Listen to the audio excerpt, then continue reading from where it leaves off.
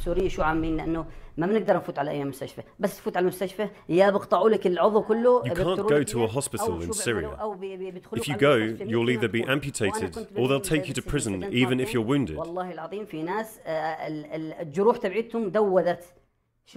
In prison, I saw people with wounds that were going septic, and even then they weren't taken to hospital.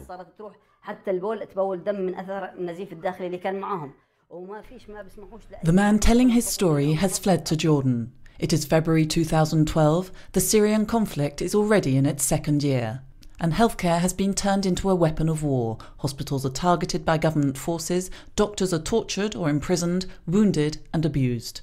For MSF, denouncing the situation is simply not enough. Action must be taken. A team crosses over the border and sets up in the north of the country, not far from the front line. They find an empty building and turn it into a surgical unit.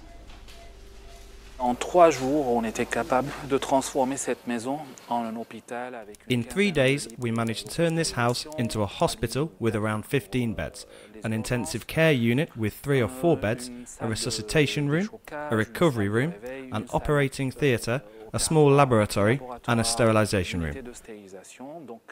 And I remember the first patient started to arrive on June the 22nd. The team has been working in the hospital in Idlib province for over 9 months now. MSF has since opened 2 other hospitals in the country, but the relief effort is all too insufficient for a people devastated by a conflict marked by extreme violence. For the last 2 years, we have been really suffering from the shortage of drugs and medical supplies for diseases like diabetes, like blood pressure, cancer. There are more heart attacks too.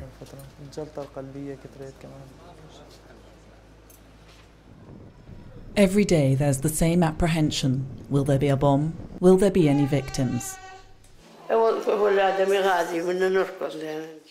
If we need to get anything, we have to run. We're being bombarded all the time.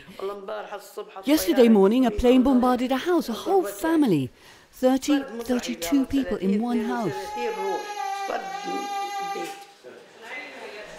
Victims of the conflict suffering from bullet or shrapnel wounds are first treated in advanced medical posts before being taken to a hospital away from the front line. I wish such health facilities could be set up closer, further inside Syria. It's difficult to come here, even when it's 50 or 60 kilometers away. It's still a long way.